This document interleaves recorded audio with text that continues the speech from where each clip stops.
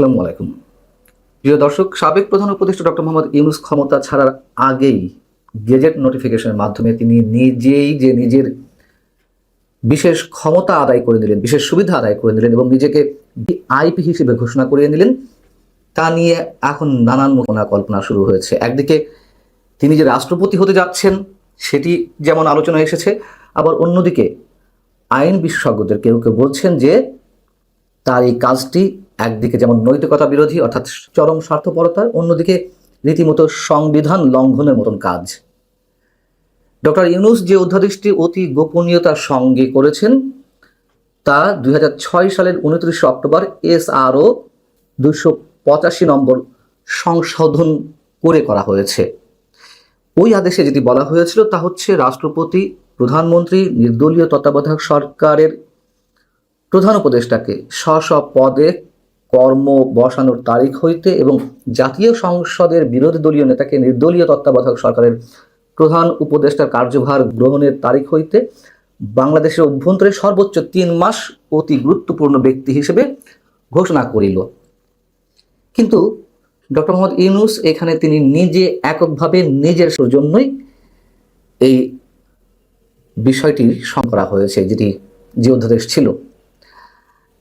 এদিকে এই অধ্যাদেশ জারির বিষয়টি বেশ কয়েকদিন পর জানাজানি হলো, অর্থাৎ এটি গেজেট আকারে প্রকাশ পেয়েছিল 10 ফেব্রুয়ারি। 17 ফেব্রুয়ারি নতুন সরকার এলো, তারেক রহমান প্রধানমন্ত্রী হিসেবে শপথ নিলেন, ডক্টর ইউনূস যমুনা ছাড়লেন। তারপর এসে প্রায় 16-17 দিন পরে এসে প্রকাশ পেল যে তিনি নিজেকে ভিভিআইপি হিসেবে ঘোষণা করেছেন এবং এর মাধ্যমে তিনি কি কি সুবিধা পাবেন এর আগে আপনাদেরকে জানিয়েছি বা আপনারা এর মধ্যে অন্য মাধ্যমে জেনেছেন। তিনি যে বিশেষ নিরাপত্তা পাবেন SSF এর মাধ্যমে তা কেবল বাংলাদেশের প্রধানমন্ত্রী পেয়ে থাকেন, এখন তিনিও পাচ্ছেন। এর বাইরে তিনি অতি গুরুত্বপূর্ণ ব্যক্তি হিসেবে রাষ্ট্রের অন্যান্য সুযোগ সুবিধা ভোগ করবেন। এমনও আমি জানিয়েছিলাম যে প্রয়োজনে তিনি এই মেয়াদ বাড়াতে পারেন। বারাক আর না বারাক, আসলে এর মধ্যে আর কি ধরনের দ্রোহী সন্ধি রয়েছে? তিনি যে রাষ্ট্রপতি হতে চান বা তাকে রাষ্ট্রপতি করার বিষয়ে নানান ধরনের যোগাযোগ চলছে বিভিন্ন মাধ্যমে বা নানান ধরনের চাপ আসছে তারেক রহমানের বিষয়ে, সেটি আবার ভারতের কোনো কোনো গণমাধ্যম তুলে ধরেছে।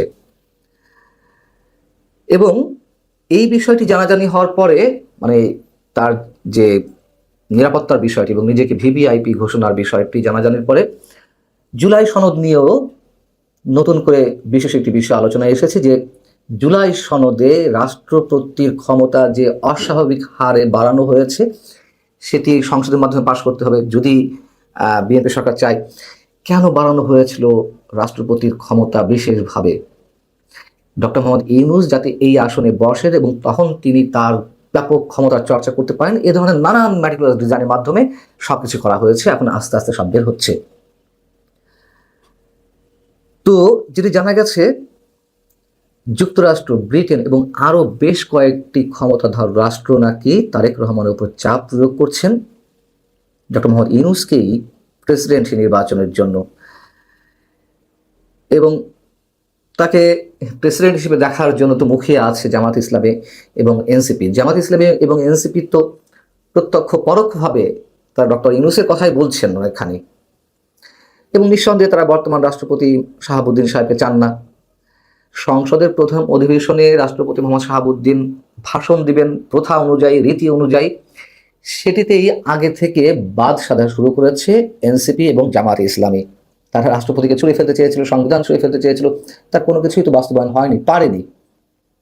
এখন তারা নতুন করে দাবি তুলছে বর্তমান রাষ্ট্রপতিকে অভিশংসন করার এবং এর পিছনে অবশ্যই দ্রোহী সন্ধি রয়েছে। বিএনপি চাইছে যে রাষ্ট্রপতি ভাষণ দিক প্রথা অনুযায়ী বর্তমান রাষ্ট্রপতি এবং সেই ভাষণে কথিত জুলাই গণহত্যা নিয়ে তার বক্তব্য থাকবে। বিএনপিও তার মতো করে রাজনীতি করছে, কিন্তু তারপরেও তাদের রাজনীতিতে একটা সরল রৈখিক একটা বিষয় রয়েছে, কিন্তু অনেক মার প্যাঁচ, অনেক ঘোর প্যাঁচ জামাত ইসলামী এবং এনসিপির কৌশলের মধ্যে রয়েছে। আমাদের একটু মনে রাখা দরকার যে তারেক রহমানের মন্ত্রিসভায় পররাষ্ট্রমন্ত্রীর দায়িত্ব পেলেন ডক্টর খলিলুর রহমান ডক্টর ইউনূস সরকারেরই যিনি বহুল বিতর্কিত নিরাপত্তা উপদেষ্টা ছিলেন এবং যুক্তরাষ্ট্রের সঙ্গে তার যে সম্পর্ক, নানান ইস্যুতে যুক্তরাষ্ট্রের নানান পর্যায়ে কর্মকর্তাদের সাথে তার যে দৌড়ঝাঁপ এবং সর্বশেষ পর্যায়ে বহুল বিতর্কিত এবং বাংলাদেশের জন্য ভয়ঙ্কর একটি শুল্ক চুক্তি করে আসা হলো, সেই সব জায়গা থেকেই অনেকেরই ধারণা, একেবারে বদ্ধমূল ধারণা, যে ডক্টর খলিলুর রহমান যুক্তরাষ্ট্রের চাপেই বা যুক্তরাষ্ট্রের প্রেসক্রিপশনেই নতুন এই সরকারের পররাষ্ট্রমন্ত্রীর পদটি বাগিয়ে নিতে পেরেছেন। এবং একথাও সত্য কথা যে তারেক রহমান বহুমুখী চাপের মুখে রয়েছেন। পল কাপুর আসছেন, দক্ষিণ এবং মধ্য এশিয়া বিষয়ক যুক্তরাষ্ট্রের সহকারী পররাষ্ট্রমন্ত্রী।